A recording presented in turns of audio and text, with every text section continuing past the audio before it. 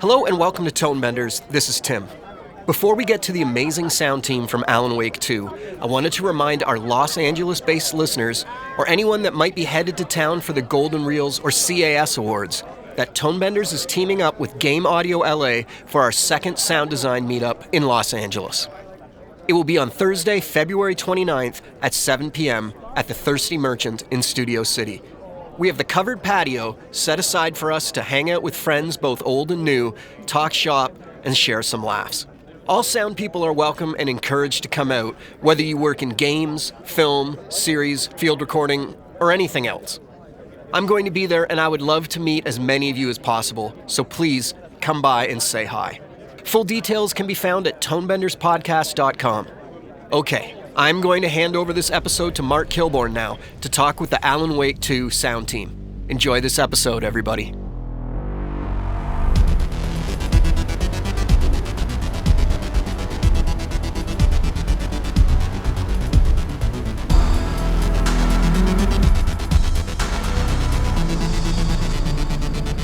Hello and welcome to Tonebenders, where we talk with the sonic artists behind our favorite films, games, and series.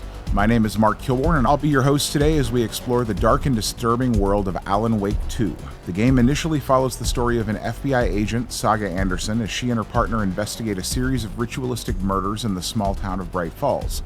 But before long, her story becomes intertwined with that of Alan Wake, a crime novelist who disappeared from the town 13 years prior. Today we have 4 guests from the Remedy audio team. The first is Richard Lapington, the audio director at Remedy. Hi. The second is Arthur Tisseront, senior dialogue designer at Remedy. Hello. Third is Anika Neubert, development manager at Remedy. Hi, it's good to be here. And finally, Kit Challis, senior technical audio designer. Howdy. Thank you all for joining us. As I mentioned before we started talking, I'm a big fan of this game. I love the story, I love the world, I'm really excited to get to play it. But I had a few things I noticed when I was playing it that really stuck out to me, and one of the first ones was the enemy voices. You know, as you're encountering these enemies in the game, unlike most games where they shout, reloading, or he's over there, or whatever, I noticed that the enemies are shouting lines from Alan's manuscript, which is really interesting. And it seems like a lot of the intent of the lines is delivered through intonation. What can you tell me about the process of the enemy dialogue in this game? Well, it did, like you say, start with the plan of having the enemies speak lines from the manuscript. And I think the same happened on the original. I was not present for that, but that was the same, right? Yeah, the original, they were speaking lines about if I remember correctly, it's a long time ago now, but about where their character was from. So if they were like a lumberjack, they would be shouting things about being a lumberjack. We changed it a bit. They were speaking things from the perspective of Alan. So they were taken from the narrative of the game, and they were shouting these lines from there. Yeah, and that leads to some fun situations where we have people picking up manuscript pages, reading them, and then noticing enemies saying the same thing, which is great. It just kind of ties the whole narrative together. The story is affecting these people. They are basically possessed by it. And like you also said earlier, we did want to communicate what they're doing like a traditional enemy in a game. We need to be able to tell players, this thing is running at you and is trying to slice your head off with an axe. But we needed to do that in a way that was consistent with those manuscript pages. So we had all the actors deliver their lines at 3 different energy levels. And that was basically ambient, where they are existing in the world. You can hear them, but they don't know you're there. We had alerted, which they know you're there, but they have not actively engaged with you yet. And then engaged, which is they're in combat shouting at you. And those 3 energy levels were used to communicate basically the level of awareness and also the level of intensity that is given to the player. Because when you have enemies saying crazy stuff like top 100 American small towns, it's very different if they're mumbling them just under their breath going, top 100 American small towns, or if they're screaming them while they're running at you with an axe, top 100 American small towns. I think that resulted in a really unique feel where, like you said, it doesn't feel right, and none of this was supposed to feel right. It's supposed to feel, oh no, something is deeply wrong with these people. But they still want to kill you. Yeah. There's another type of enemy in this game that was not present in the original at all, that is only present in the Dark Place, that we call the Fade-Outs. They are these little shadow people that you will meet very quickly. And those were treated in both the same and a very different way from the Washington State enemies. We wanted to keep them as part of like a cue for the player that there is an enemy here. And as such, they are always talking, but they're speaking in a different way. Their lines don't come from manuscript pages, but they come from the Wake insights that you can find on TVs throughout the Dark Place, and those are kind of just videos of Alan losing his mind while he's writing. So they're very much echoes of himself, and we are hearing his words spoken through the shadows, through the fade-outs. They were mixed differently as well. They were put in a place where they attenuated a lot harder, a lot faster. So they were, as you're standing in the darkness of the Dark Place, just kind of taking it all in, just barely above the noise floor, you can hear there is something there. You understand there are things around you happening, but because both visually and auditorily they fade out quickly, sometimes you don't realize they're there until they're very close, and then suddenly you will hear their alert bark, because they do use the same state system, but their bark is very different. Their bark is just one word, and it's a lot of variants of it, but you're going to hear the word wake a lot.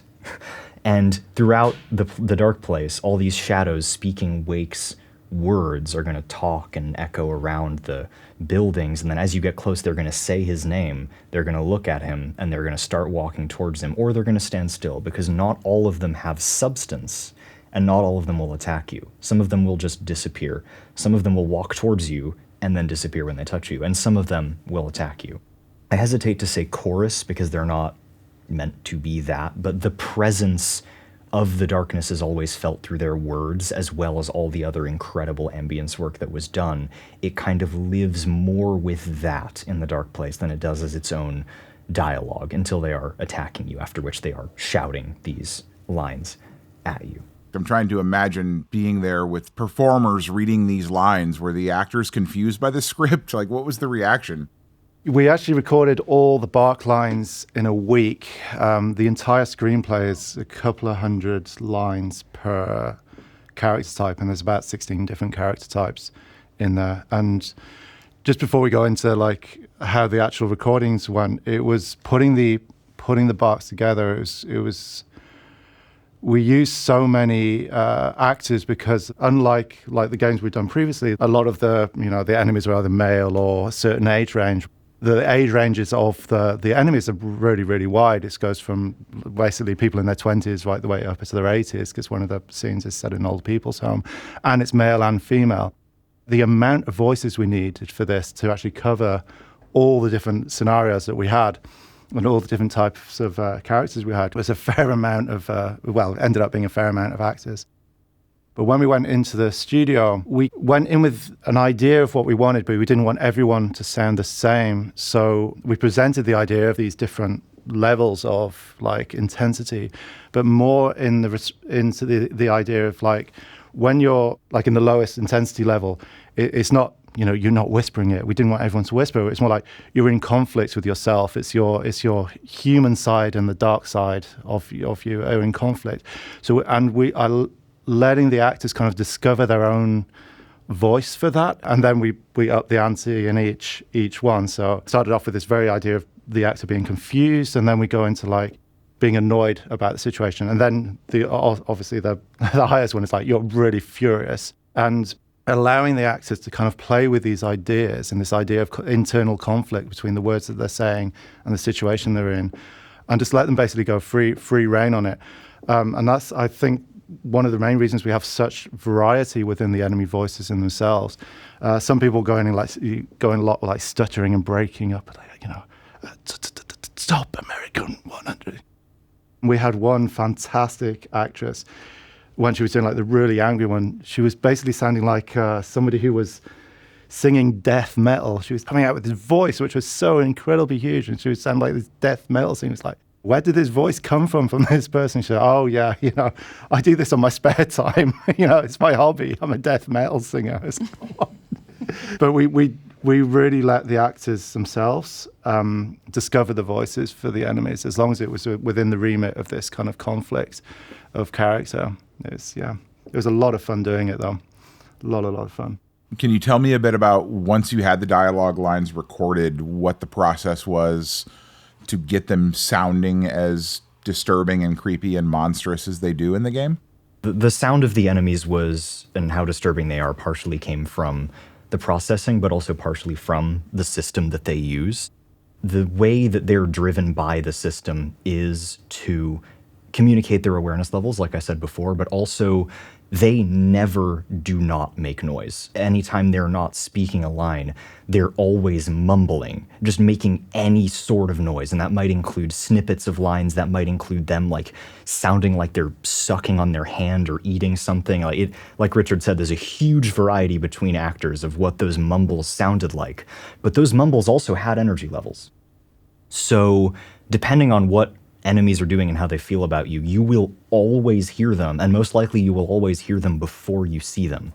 So even if you're not consciously registering it, because those mumbles can be very quiet, especially if they're far away, you're feeling like, oh, something is wrong here, something is about to happen. And as that escalates, you go, oh, something is here to get me.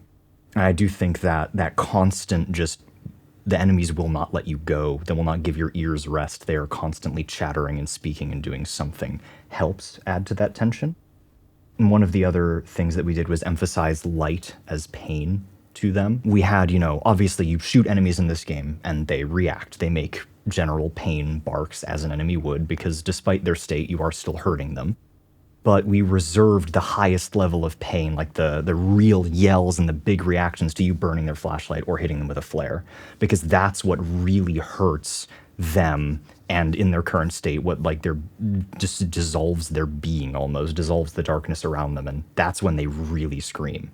And that also, I think, helps make you feel like you're fighting something that is not quite human, but was once and could still be under there human.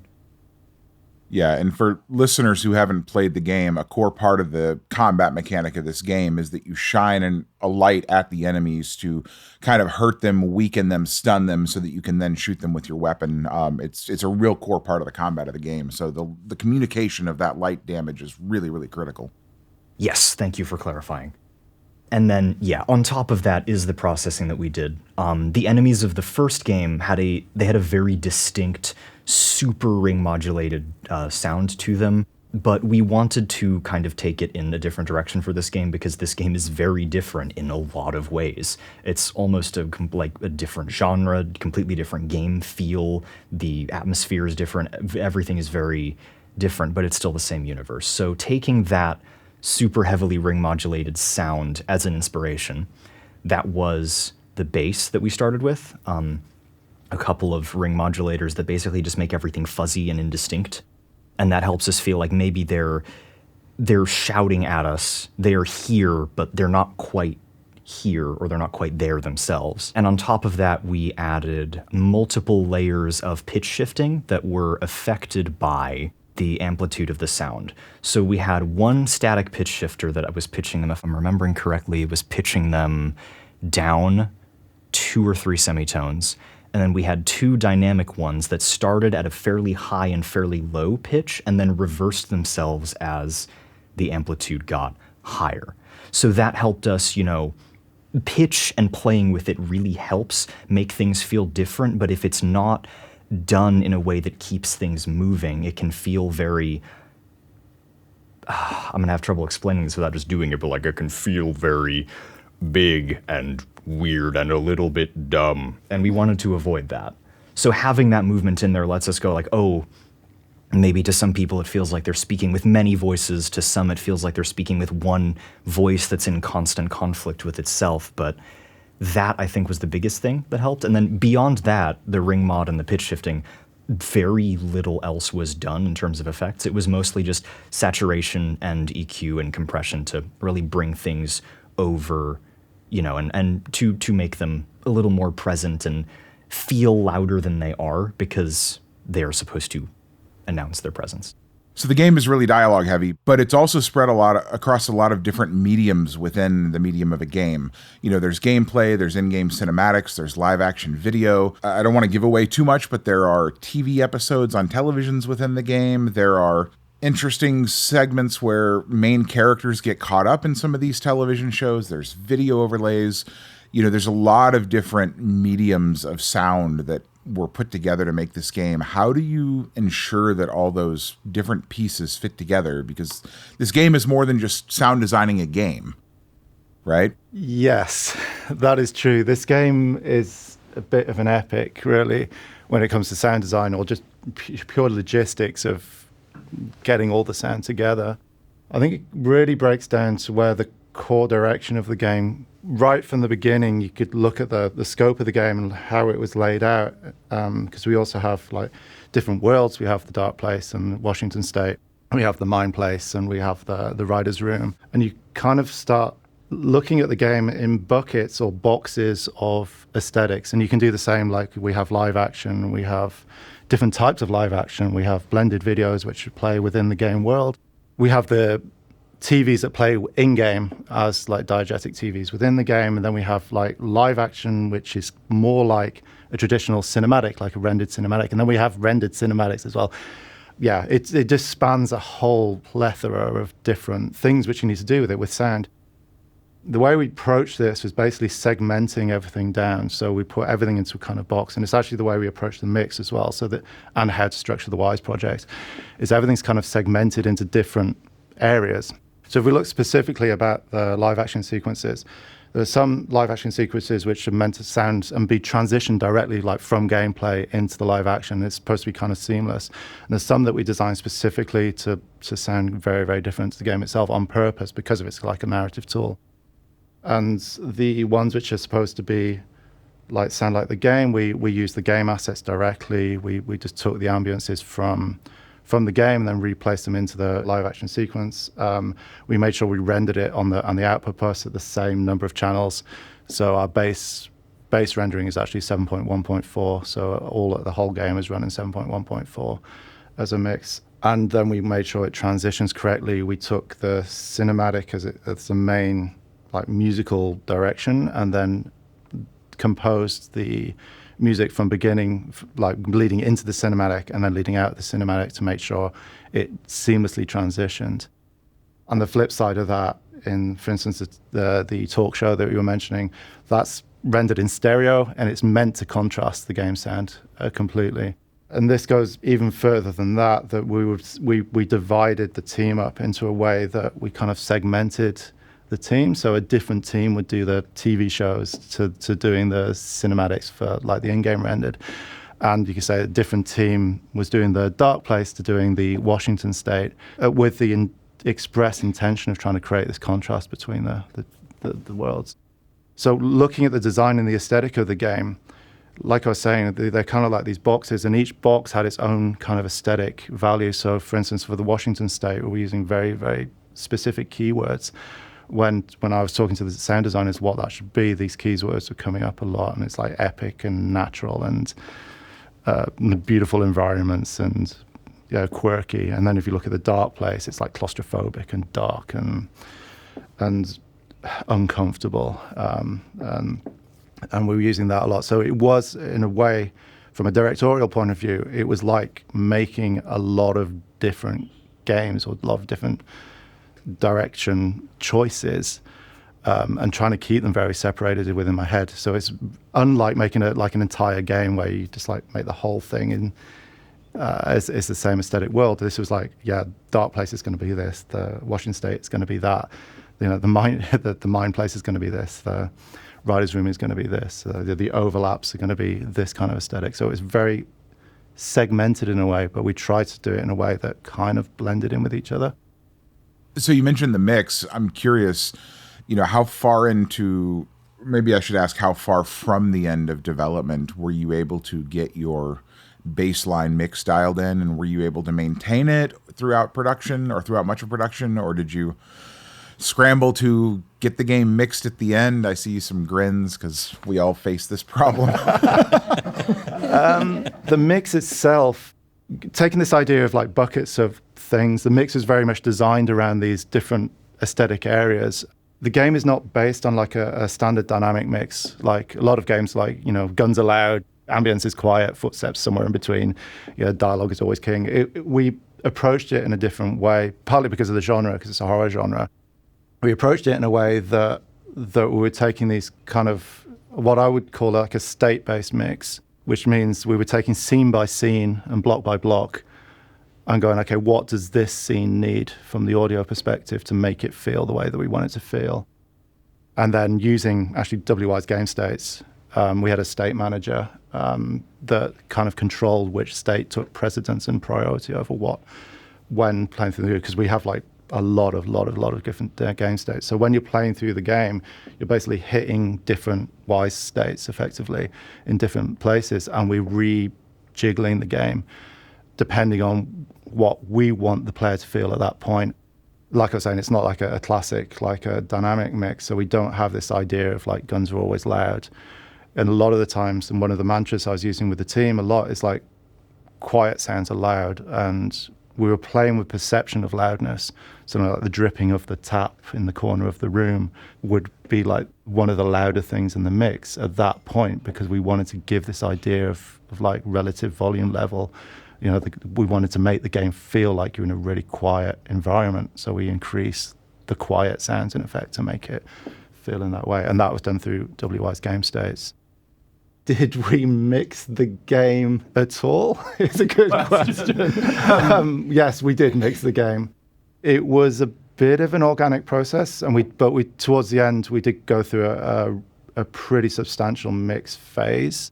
Like I was saying before, because it is so segmented that we could kind of like relatively pre-mix each section pretty well before that. And even when we were going into the mix stage, the game wasn't sounding too bad towards the end. There were a couple of issues that we had with mixing in general, one of which was rain, because rain upsets your noise floor basically quite badly. And we had to get around that because the rain needs to be kind of consistent between both worlds, because it rains a lot, and the relative level of that rain needs to be pretty much the same. But going into the mix phase itself, a lot of it was actually not leveling so much. There were a couple of dBs here and there.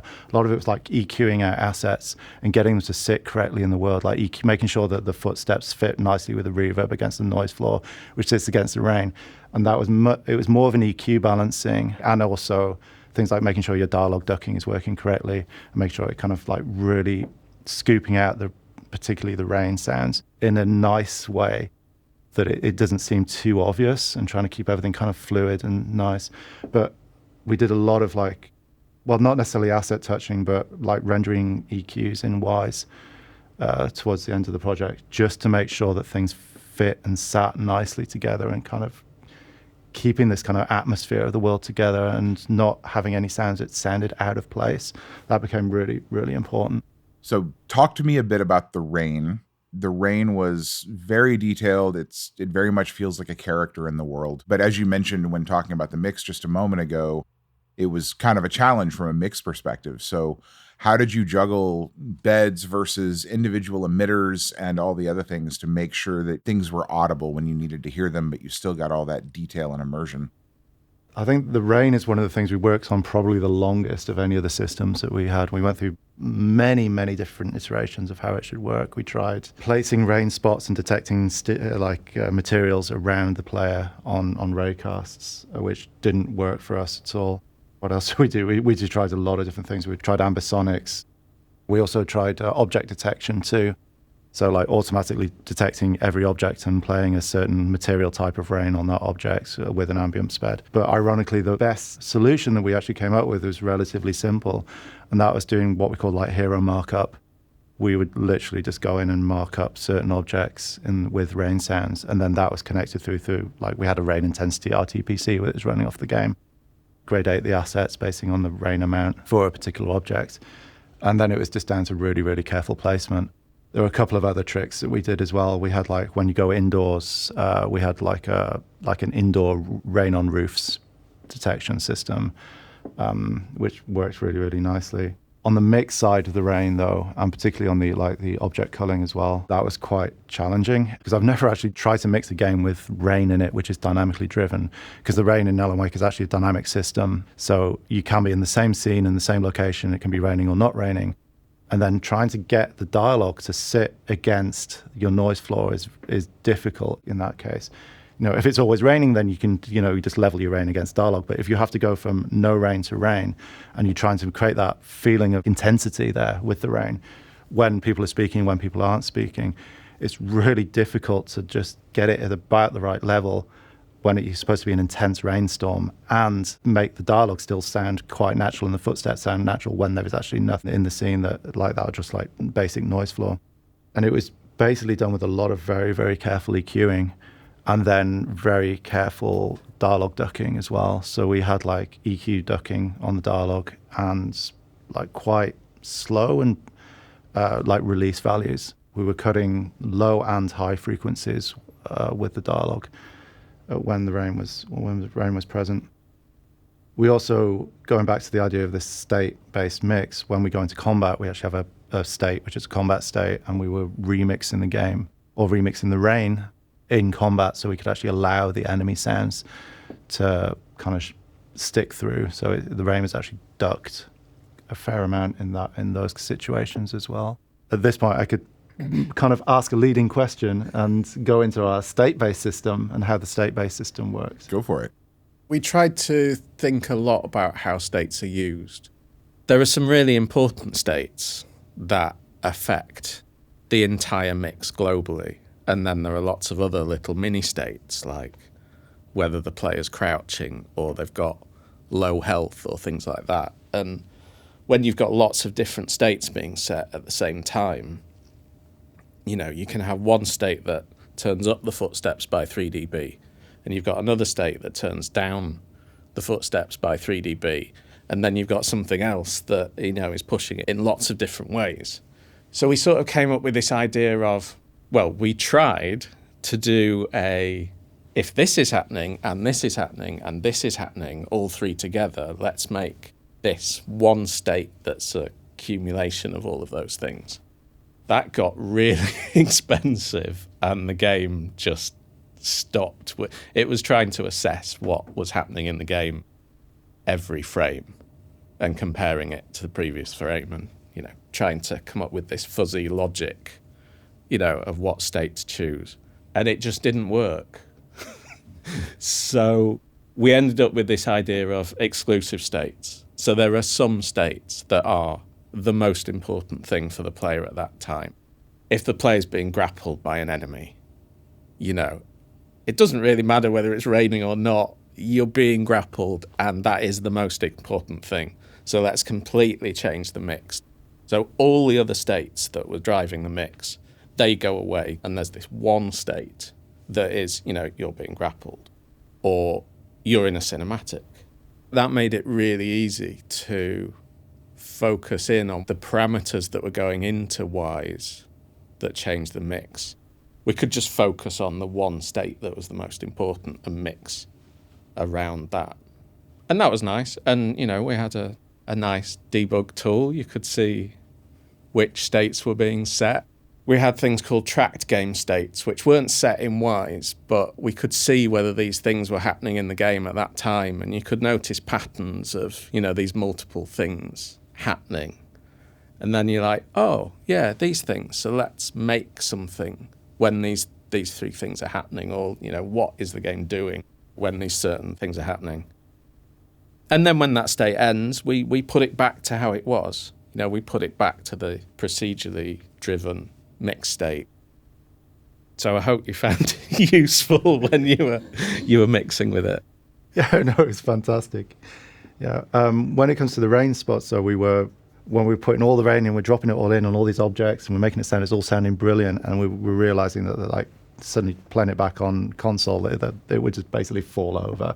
Go into a level, the level would stream in, all these objects would suddenly activate at the same time with all these rain spots. So it had 350, 400 sounds suddenly starting to play back all at the same time. And yeah, it would just kill Wise, basically. The game would fall over and just we couldn't cope with it. So we had to devise pretty quickly a system that prioritized which spot was being played back when. On the code side, we were just using a culling volume around the player. So we would give it, like, we would only activate if it was in with about 11 meters of the player. Even that is pretty hard on the CPU, though, to actually render all those objects all at the same time. We would spend a long time trying to work out what that distance should be. I think it was around 11 meters in the end, but it wasn't.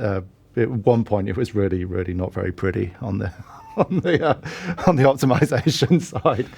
Yeah, I think weirdly, as we're becoming next generation consoles, the games are getting much more detailed.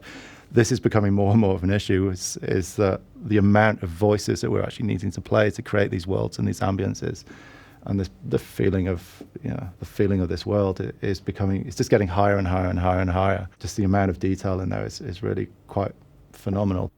Yeah, the consoles nowadays can play back an incredible amount from when I started in the industry, 18 years ago on Xbox 360. But we're always pushing against that. How much CPU do you have? How much memory can we actually run? And we didn't know how much resources we had until the game properly started coming together at the end of development, because everything gets thrown in and suddenly it becomes a game that works together and you can experience all of it all at the same time. And then you're like, oh, how do we make this work? Yeah, I hear you on the challenge of voices. I too started like right at the end of the PS2, beginning of PS3 360 cycle. And it's weird that we have the ability to play so many voices and have so much detail, but that's also at times like the enemy of the mix. It's nice that it's more of a creative choice now, and you have to make the creative choice. Yeah, that's true. I think there are improvements there to be had on both the middleware side and on the code side across not just Remedy, but just in general. We have the teams and the power to do this now, but we're still pushing against that limit, which is kind of ironic considering how much things have improved over the last 15 years. You mentioned trying ambisonics in the context of Rain. Did you use ambisonics at all? Did you use Atmos objects in this? And if so, what things worked well with those? What didn't? We were assessing for probably 18 months from sort of start to finish what our 3D audio would be. And there are lots of buzzwords. Everyone interprets it in a slightly different way.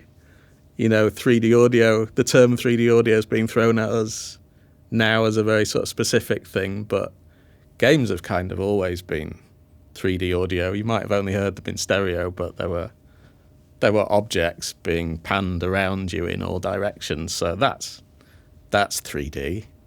We tried a lot of things. We tried Atmos objects. The number of Atmos objects that you can have at any one time is a major limiting factor. But we didn't need super accurate positioning. We're not trying to identify the direction of a sniper 2 miles away.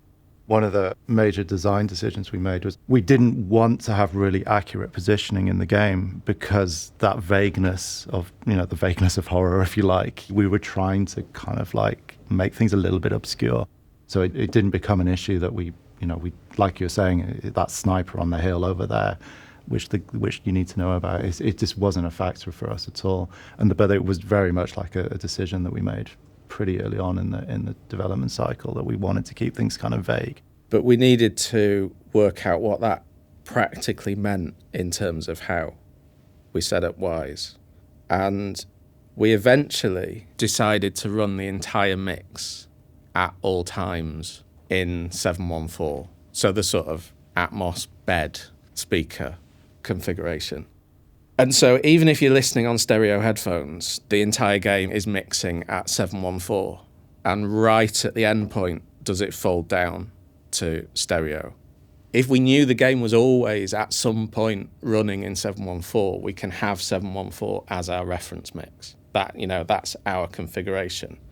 And as long as it was predictable how it folded down to stereo or 5.1 or 7.1, We could support those quite simply, actually. But it did mean, we couldn't support audio objects at the same time.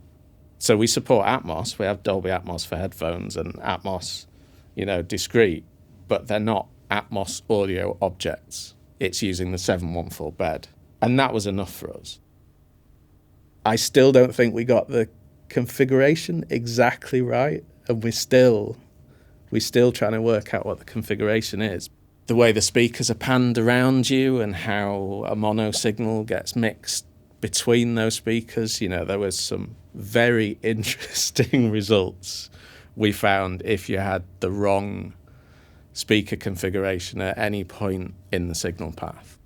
But the idea to upmix any asset straight into 714, and then it existed in 714 right down to the endpoint, worked really well for us. Yeah, no, I agree. But there were some parameters that we had to spread.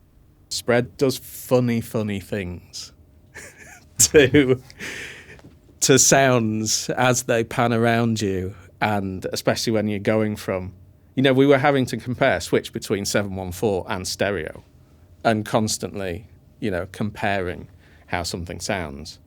And if spread's having a massive effect on how it, spreads around the speakers, and spread changes at distance, we found at one point the mix got really bad. And when we switched between different endpoints, 714 to stereo, some things were going up by 5 dB and other things were going down by 3 dB.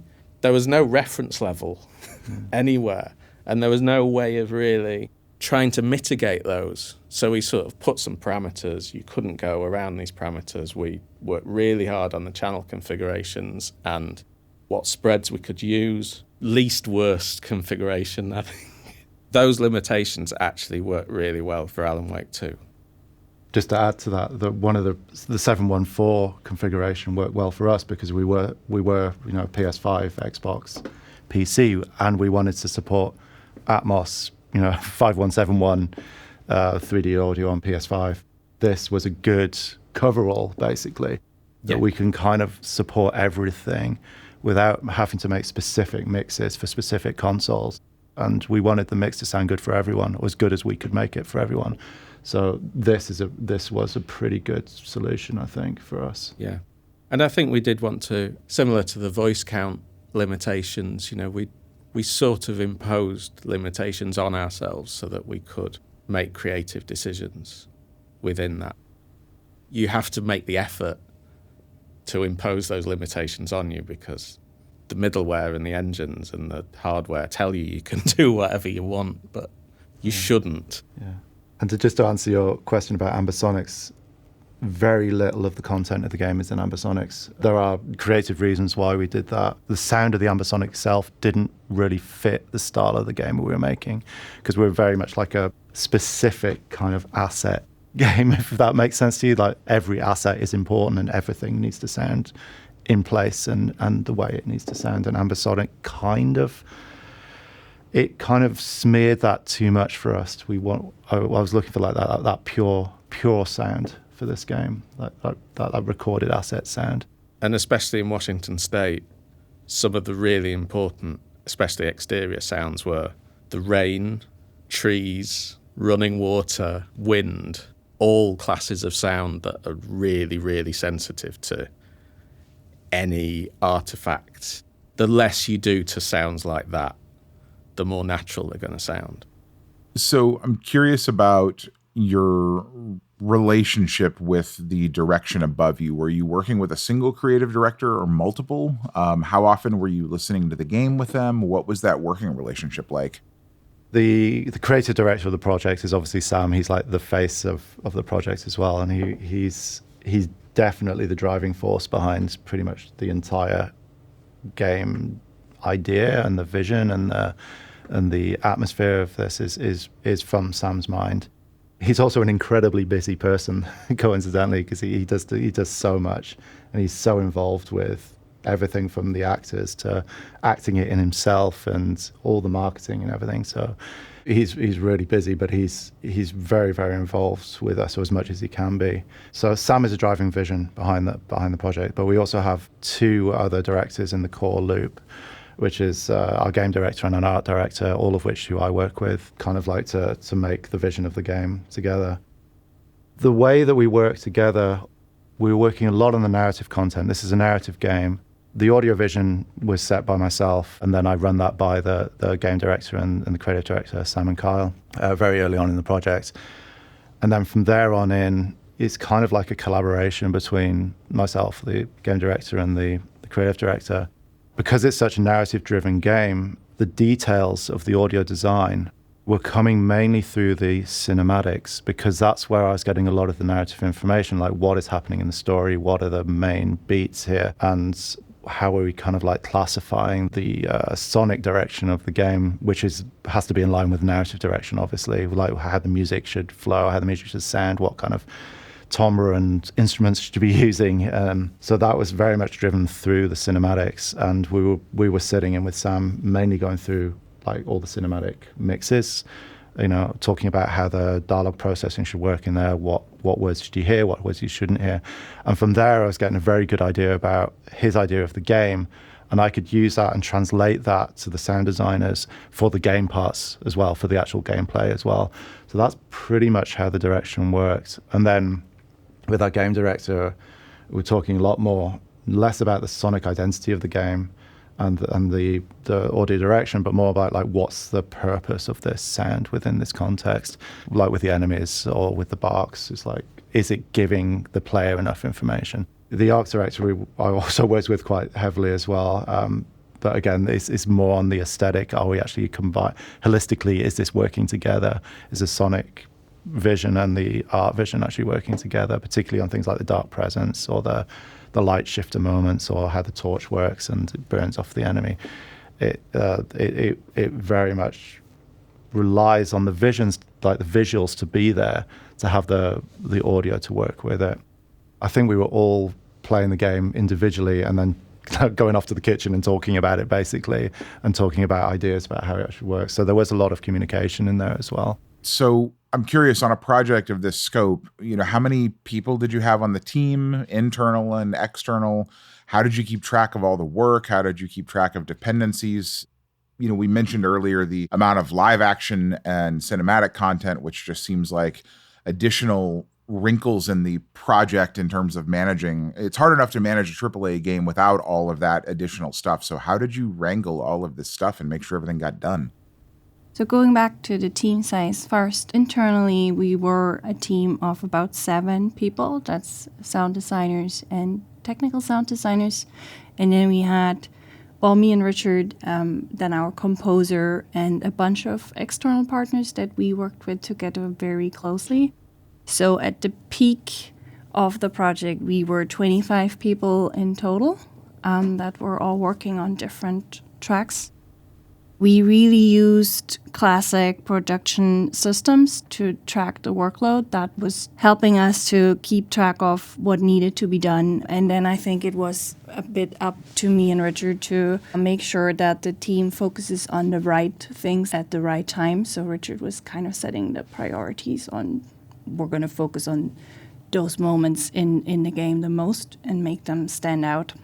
Because at the end of the day, there is so much content in the game that we just had to decide, like, what do we want to polish the most to make it really shine.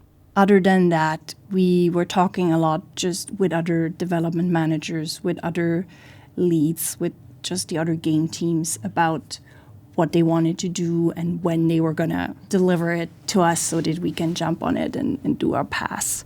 And Richard mentioned earlier already that we basically split up the team into different tracks. So we had like a little sub-team taking care of all the Washington State stuff and another one taking care of the Dark Place. And then we had a more systemic team taking care of like close foley and the weapons and just make all the combat or systemic things work. We had someone focus on enemies and bosses. So in that sense, our sound designers were self-organizing. Like they were trying to get the information that they needed from other teams themselves. And they were basically coming back to Richard and I if something needed to be moved quickly, or if they really needed a decision from, let's say, a director about a certain aesthetic or where we wanted to go with something visually, because often we needed to understand what things would look like before we could decide what do we want to do with it. There was a lot to keep track of, and you mentioned live action. And I think Richard explained a little bit earlier, the approach was that some of the live action scenes needed to sound very close to what we had in-game. And that was mostly done by the same people that did the sound design for our in-game scenes, to just make sure that it's consistent and they already kind of knew what they were doing. They were also sitting in the reviews that Richard mentioned, when Sam and our composer would just look at the cinematics to understand where Sam wanted to go. And then we had a bunch of live action that was done by a different partner, and that didn't need the exact nailing down the tone. We just gave them the specs that we needed to have. Yeah, the live action was kind of a separate track. We jumped on it pretty late once we had the material in, but I think we managed to pull it off quite well. Yeah, definitely. I mean, the whole game came together really, really well. It sounds amazing. We have to wrap up because we're a little short on time, but thank you all very much for your time today. I wish I could keep you for another hour or two. I definitely have more questions. I highly recommend you check it out. It's one of the best sounding games I've heard this year, and I'm hopeful that there are awards in your future. I certainly think they're deserved. Thank you all again for your time today. Hope to see you around, and best of luck with everything in the future. Thanks, Mark. Yeah, thank you. Thank you too. Okay, big thanks to Mark Kilborn for hosting that interview. As someone that does not work in game audio, these are the most fascinating talks. It's great to hear how that part of the sound community is thriving and kicking ass. Remember Tonebenders Sound Design Meetup coming soon in LA. It's February 29th at 7 p.m. We'll be hanging out on the covered patio at the Thirsty Merchant in Studio City. Full details can be found at tonebenderspodcast.com. This episode was volunteer edited and mixed by Rob Knight. Rob is a composer and audio geek who has composed for TV and short films and has a long history working in audio, including dialogue editing, dubbing, mixing, and game localization. Rob is always open to new projects, so go by and say hello at soniclab.co.uk. That's Sonic with a K. Stay tuned for the next while as we have some heavy hitters coming in the next few weeks. These are talks you won't want to miss, so keep an ear on the Tonebenders feed. My name is Tim Muirhead, and on behalf of today's host, Mark Kilborn, thanks for listening to Tonebenders. Tonebenders is produced by Timothy Muirhead, Renee Coronado, and Teresa Morrow. Theme music is by Mark Straight. Send your emails to info@tonebenderspodcast.com. Follow us on Twitter via @thetonebenders and join Tonebenders Podcast on Facebook. Support this podcast. You can use our links when you shop with Amazon or B&H, or leave us a tip. Just go to tonebenderspodcast.com and click the support button. Thanks for listening. Are you looking for more audio-related podcasts to listen to? Tonebenders is part of the Audio Podcast Alliance, featuring a hand-picked selection of the very best podcasts about sound. Be sure to hear the latest episodes from our friends in the community at audiopodcast.org.